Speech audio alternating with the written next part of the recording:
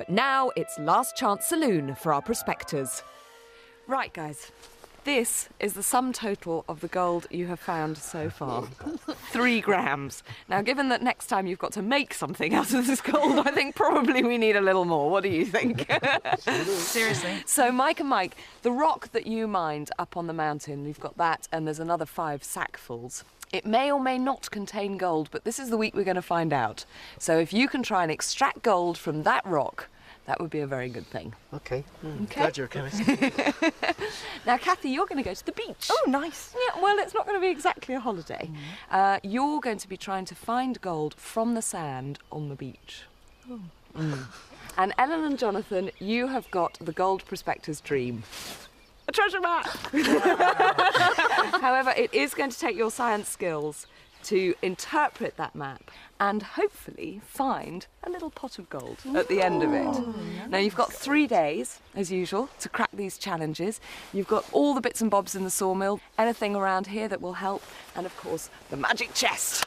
So get exploring. Tube, that's got to be for a chemist. I think this is test tube. Fabric. I bet this is for you. And this might be for ours me, as well. for me. That could be ours. Yeah, what's that? That's what I think it is. We're going to have some fun chemistry. What is it? That is a weird Oh, it's colour. a secret. I'll show you later. Jonathan, I think all we've got is a map. Yeah, I think so. You're right. So they've got to discover gold on the beach and a pot of gold using a treasure map. The Mikes have got to finish off a previous challenge. A while ago, they mined gold rock in the mountains. Now they've got to get the gold out of that rock. And if that isn't enough, it started to rain. So, Mike, if there is gold in this rock, how on earth are you going to get it out? Well, over the first 2 days, Mikey L has got to build some rock crushing device, right?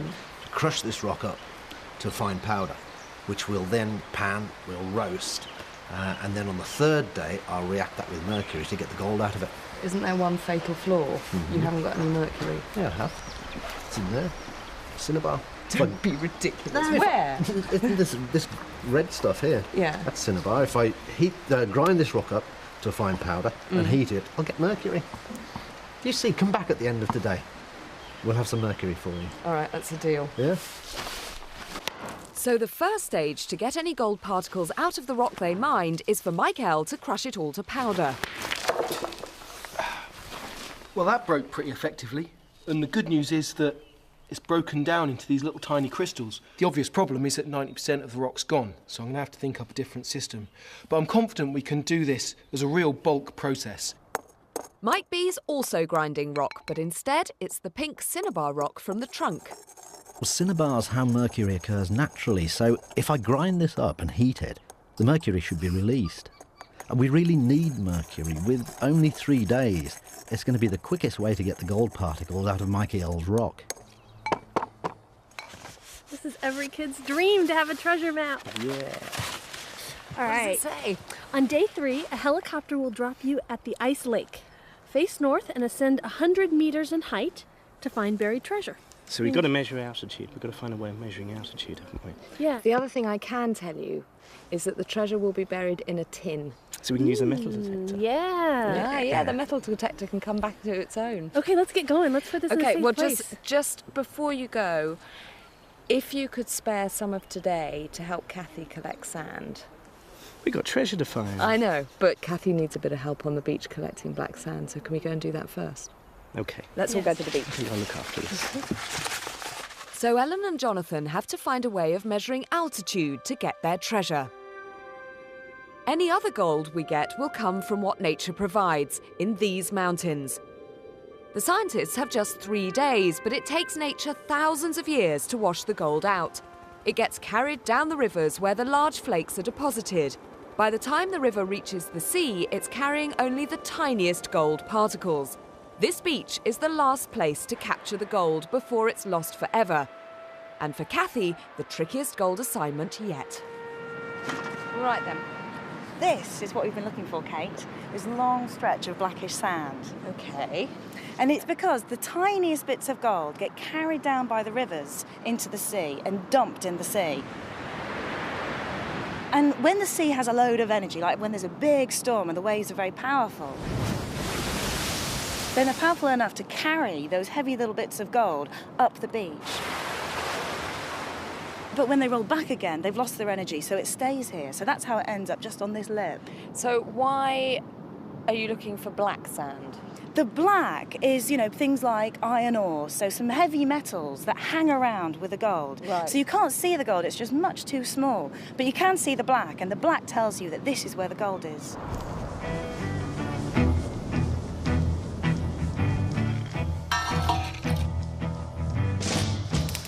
Michael, biologist and car mechanic, is scaling up the crushing of the gold rock by building a machine.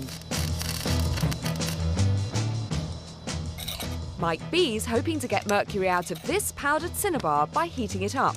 The mercury vapour should condense in the test tube. And just in case any mercury vapour escapes, Mike's wearing a mask. Mercury is so clearly identifiable. And you can't mistake it. It's the only liquid metal there is. So I think it's a matter of, again, of being patient and just seeing if any mercury condenses over.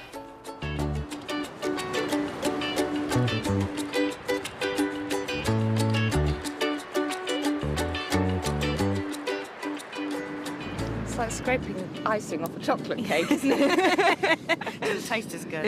It doesn't go very deep. You can see the grey sand there. Yeah. But it's quite a long stretch, so we'll get some. But let's get it quickly, because these sandflies are driving me. They are a nightmare.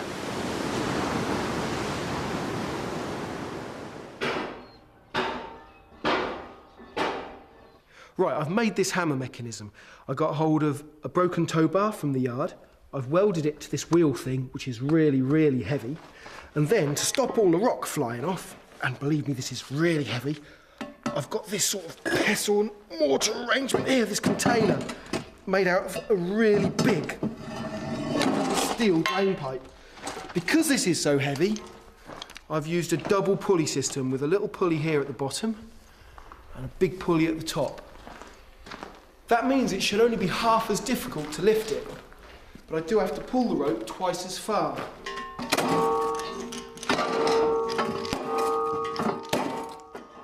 So we've got a giant crusher for the gold rock, but have we got any mercury? What we're seeing is mercury being formed from the cinnabar. And the mercury is condensing on the inside of the tube. You can see that shiny metallic, see little globules of it forming. And this is the mercury that will hopefully get the gold out of the crushed rock.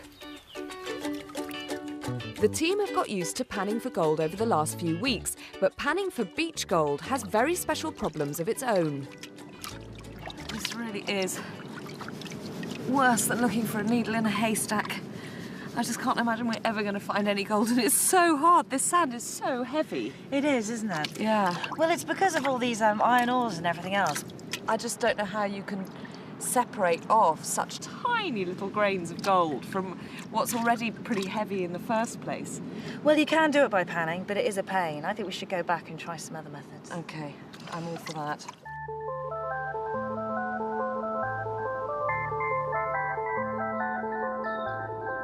In case all else fails, there's the buried gold up in the hills. To find it, Jonathan and Ellen need to make an instrument to measure a 100-metre change in altitude. They're experimenting with a plastic tube filled with water. OK, so we've got to measure the altitude, haven't we? Yeah. So the best thing is probably, the only thing that's reliable change as you go up is the air pressure. It gets less. Yeah, that's right, because there's less air above us. So we've got a tube of water here, and at the moment, both the ends of the tubes are open to air. So there's the same air pressure on each thing, so they're the same height. Okay, now if you block it off with your finger, and then we went up a mountain, that would stay the same pressure. But not this one. But not this one, so I can, yeah, that's right. So if I suck on this, because the air pressure will go down when you go up the mountain, that should change. So it moves, right? And that difference is proportional to how far up you're going to go. So we can use this to make an altimeter. Jonathan's confident that this simple piece of kit is the answer to measuring altitude, but to be sure, they'll need to test it up a hill tomorrow.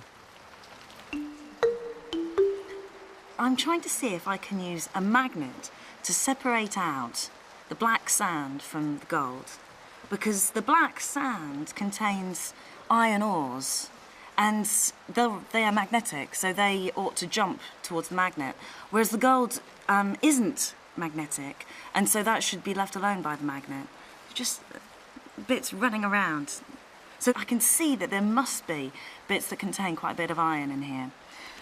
Now, if I really want to try to separate it, if I put the magnet into a plastic bag and hold it just above the surface, I ought to get the bits of iron jumping up to the magnet, and that could leave behind the gold. But I don't think I'm getting very much material. And I don't think I'm going to be able to separate out the gold just using that. Well, Mike B promised me mercury by the end of the day. Has he got any? This is what we've collected, you see this? Oh, yes, look at it. But it's still very impure. There's lots of muck in there from bits of quartz left over and everything else that was in the quartz. But here's a magic trick I hope it's going to work. If you squeeze dirty mercury through a chamois leather, it should come out the other side clean. So it'll squeeze through the fibres of the leather. Oh, look at that. Yeah. It's like little ball bearings coming out. Not all of it's coming out, but some of it is. And how's this mercury going to help you get the gold out of the rock? Because that's the main aim of this challenge, isn't it? Well, now we've got the mercury. Tomorrow we grind up the rock, the gold-bearing rock. Right. To a very fine powder, and we mix it with some of the mercury, and the mercury forms an amalgam, what's called an amalgam with the gold. Gold dissolves in the mercury, and then we heat the amalgam, and we can recover the gold. So the mercury and the gold will separate? Yeah. Perfect. God, it's clever stuff, isn't it?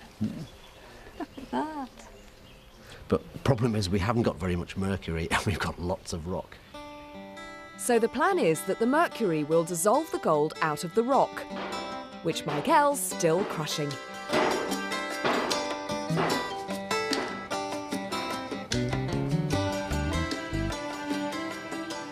What do you reckon to combining rough science with the world's strongest man? If that gold panning, with black sand, you just say, how many hours can you gold pan? How many tons of quartz rock can you smash while saving the powder? Are you saying you're the world's strongest man? No, far from it. But I could do with the help of one.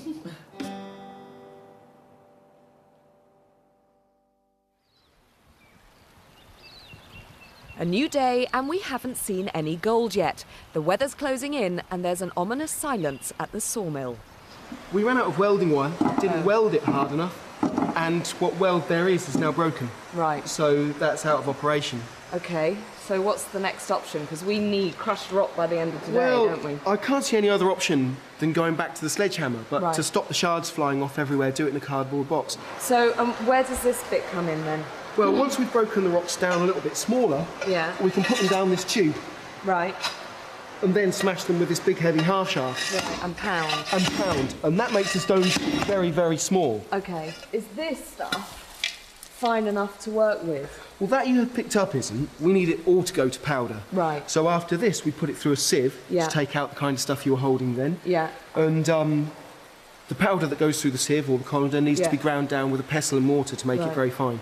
So it's very labour intensive. It is, isn't it? All right, well, I'll go and bash with a sledgehammer if you like, and I'll leave you to pound that. Yeah, feel free. It's all hands on deck.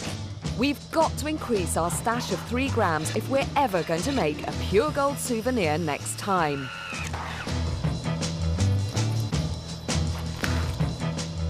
Maybe our best hope lies with a homemade altimeter. Can it lead us to treasure? So we need to put the water in. Yeah, and actually, I coloured it with tea. Ah, brilliant.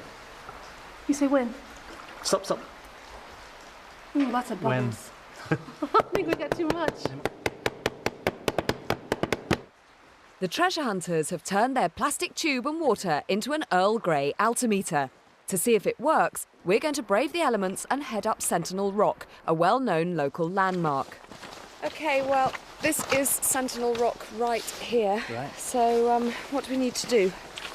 OK, well, this is the base level. We know the Sentinel Rock is 50 metres above here. OK. So we need to set this to 0, basically. OK. And we simply do that by closing this off. Yeah. We can now, as we go up, Yeah. we go up in altitude. Yeah. This is going to remain at that pressure here. Yeah. But this one's going to change because it's open. OK. So because you've gone up, there's less air pressure pressing down, so the water will rise? Yeah. I just need to put a 0 line on here. OK. It's a reference.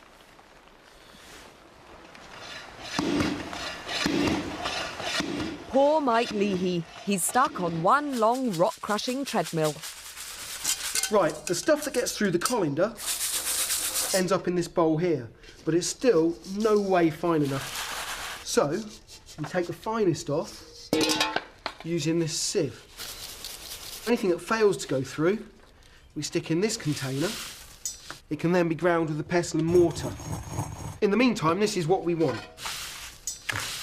I'm now panning it to remove the quartz, which is lighter. That's this sort of light-looking band here, which is effectively sand.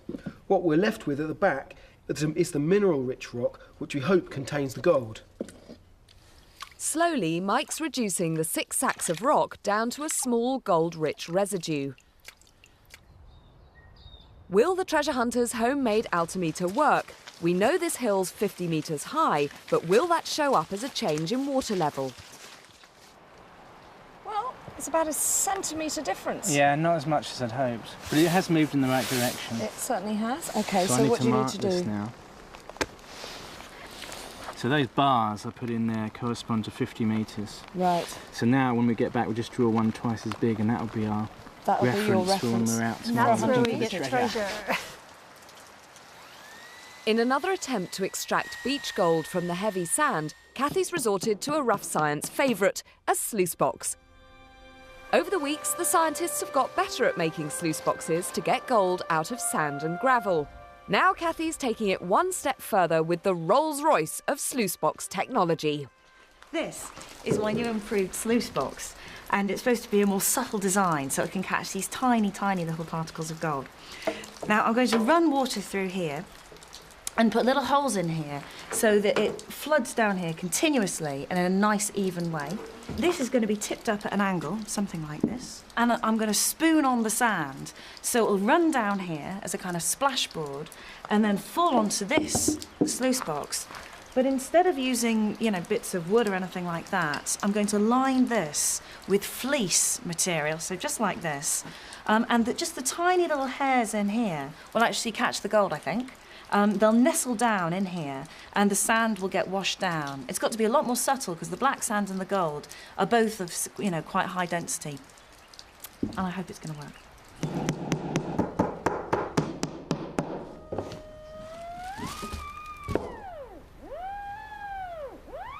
Jonathan's dusting off the final piece of kit the treasure hunters need. A few weeks ago, he turned a couple of old radios into a metal detector, but it didn't find any gold. This time, will it find treasure? OK, should we try it out? Yep.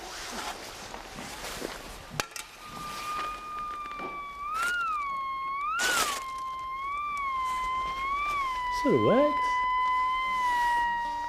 Pretty good. After a long day, the scientists finally get to relax. Oh. Thank you very much. But now, Jonathan, we need you tomorrow.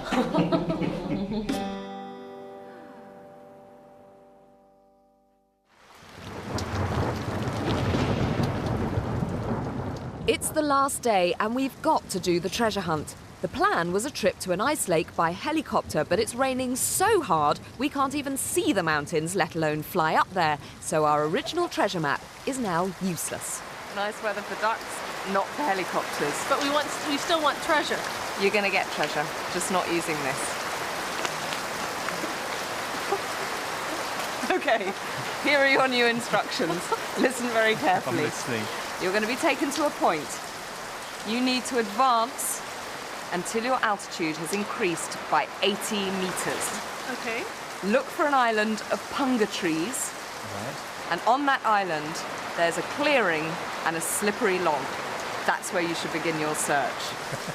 Don't drown. Good luck. Armed with new instructions, altimeter and metal detector, the treasure hunt can begin. I've enlisted the help of Chris Morris, a mountain guide. He's buried the treasure 80 metres up a mountain track and is now leading them to the starting point. Well, guys, the treasure's up that mountain. The treasure's up there. Yep.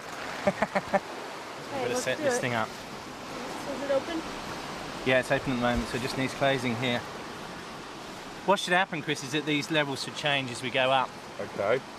And we marked on here from our calibration what 100 metres should be, so we should be just under that, I guess. Let's go for it. Once they've climbed to an altitude of 80 metres, their next clue is to look for some punga trees.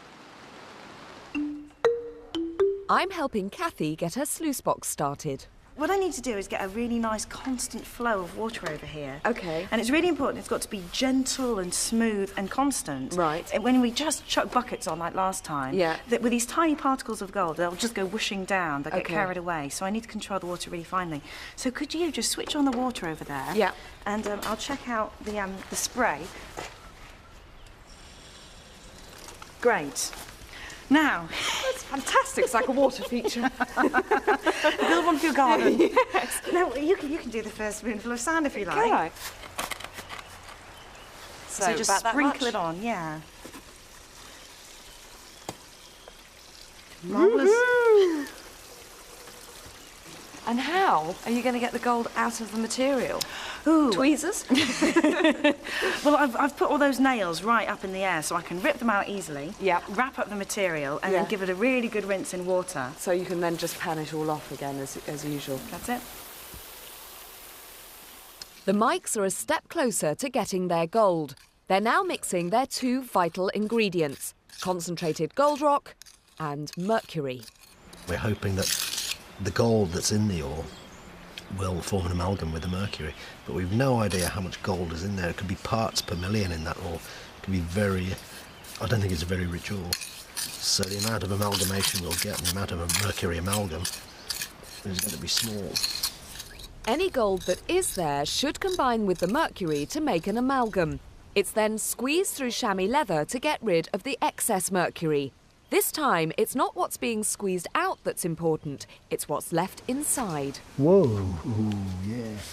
Stretch this leather out a little bit. So this is the amalgam then. That doesn't look like mercury, it's certainly very different.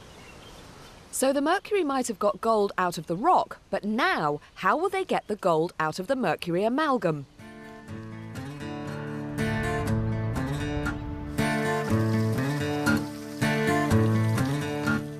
It's onwards and upwards for the treasure hunters.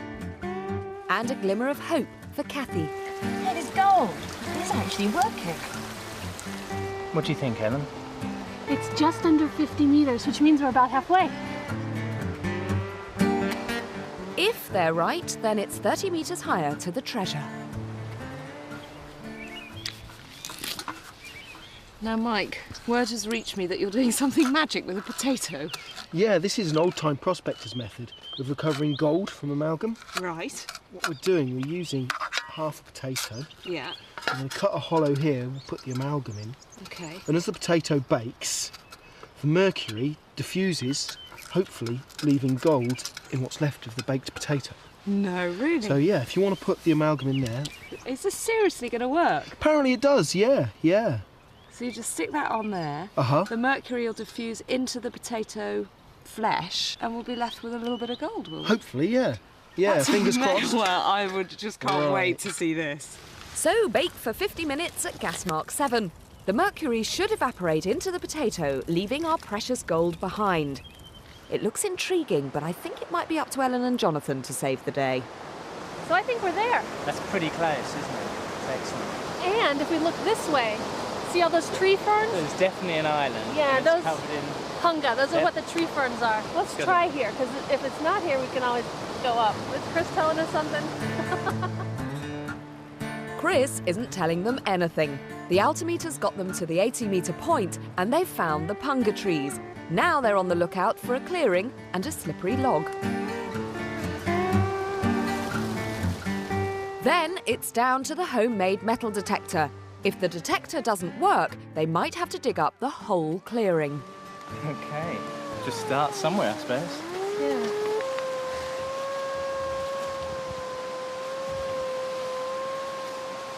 Well, there's nothing really big down there. Depends how big the gold is, right? We hope it's gold.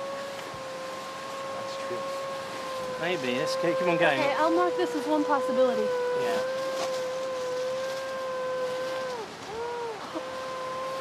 There's something quite big there. Definitely. That's a great metal detector. Yay!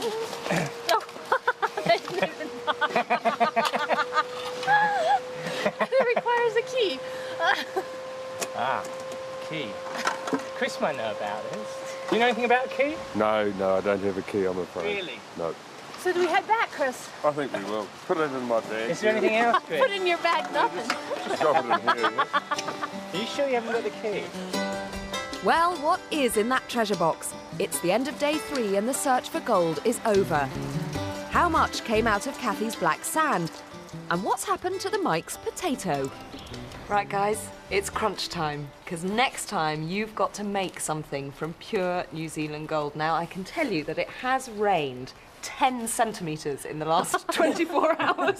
So how has that affected you? Well, Kathy, you did make the most executive sluice box I think any of us have ever seen. Please line. How effective was it? Well, there's my gold. That's amazing. And our Mikes, you started off with 6 sacks of rock and a funny pink rock. You crushed the rock, you squeezed mercury out of a rock, you got an amalgam, you put it in a potato. Has it worked? Oh my God! That's amazing. That is absolutely incredible. No. Right, you two, you had a working altimeter, but did it mean you found the treasure? Depends on if you have the key. Reveal the treasure first.